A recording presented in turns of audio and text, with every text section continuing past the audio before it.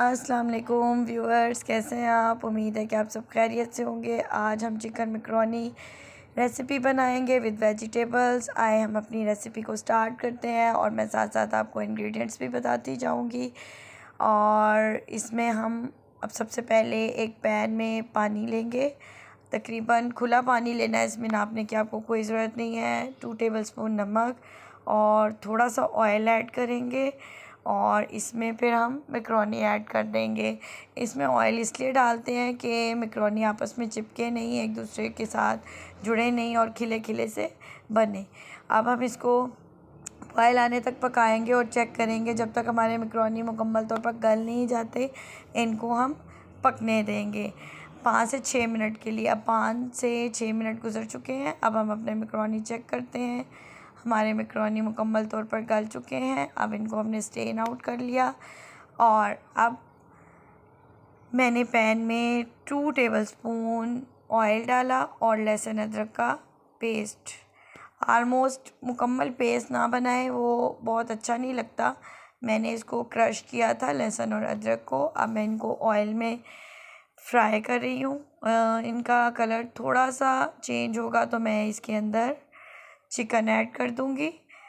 جی، bone لیس chicken ہے، تقریباً 1 chest پیس تھا، تو میں نے اس کو چھوٹی چھوٹی بوٹیوں میں کاٹ لیا تھا۔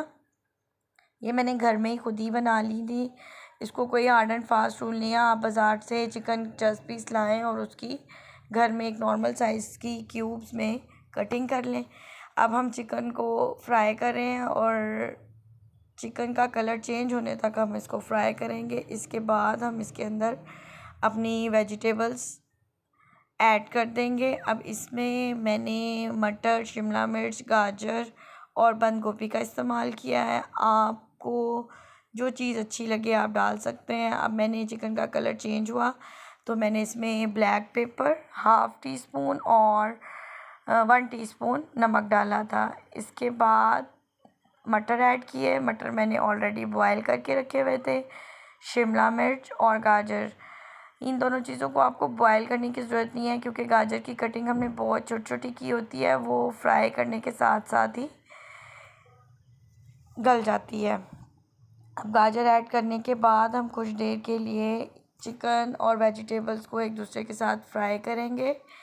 فرائی کرنے سے یہ ہوگا کہ چکن میں اور سبزیوں میں نمک اور کالی مرچ کا ٹیسٹ اچھے سے آ جائے گا، تاکہ یہ کھانے میں اچھے لگیں۔ ان کو تھوڑی دیر فرائی کرنے کے بعد ہم کچھ دیر کے لیے، مطلب 2 یا 3 منٹ کے لیے نا، ہم اس کو سٹیم پر رکھ دیں گے، مطلب اس کے اوپر ڈھکن رکھ دیں۔ پانی آپ نے بالکل نہیں ڈالنا، یہ چکن کے اور ویجیٹیبل کے اپنے پانی میں یہ ریڈی ہوں گی۔ جی، سبزیاں ریڈی ہو چکی تھیں، تو میں نے اب اس کے اندر بند گوبھی ڈال دی ہے۔ اب تھوڑی دیر کے لیے بند گوبھی کو اس کے ساتھ مکس کریں گے۔ بند گوبھی کو زیادہ دیر کے لیے نہیں پکانا، کیونکہ اس کو گلانے کی ضرورت نہیں ہوتی ہے۔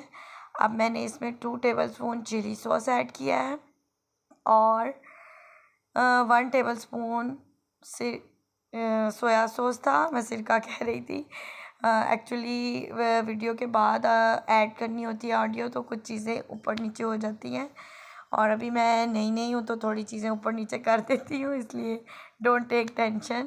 اور یہ سب کچھ ایڈ کرنے کے بعد میکرونیز بھی ایڈ کی، اور اب ان کو ہم اچھے سے مکس کریں گے۔ اور اینڈ پر میں نے اس میں تقریباً 1/2 کپ کیچپ ایڈ کی ہے۔ اگر آپ کو کیچپ اچھی لگتی ہے تو آپ ایڈ کر سکتے ہیں، اور اگر آپ کو نہیں اچھی لگتی تو یہ آپشنل ہے، آپ کی مرضی ہے، آپ نہ بھی ایڈ کریں۔ میرے بچے ذرا شوق سے کیچپ والے میکرونیز کھاتے ہیں، تو میں اس لیے اس کو ایڈ کر دیتی ہوں۔ اگر آپ نے کیچپ ایڈ نہیں کرنی تو اینڈ پہ 1 ٹی اسپون چینی کا بھی آپ اس میں ایڈ کر سکتے ہیں۔ اب ان کو مکس کرنے کے بعد کچھ دیر کے لیے آپ نے چولہے پہ رکھنا ہے۔ اس کے بعد ہمارے چکن میکرونی ویجیٹیبل ریڈی ہیں۔ اب ہم ان کو ڈش آؤٹ کر رہے ہیں، اور میرے بچے بڑی ایکسائٹمنٹ سے انتظار کر رہے ہیں کہ مما کب ویڈیو بند کریں اور ہم ان کو کھانا شروع کریں۔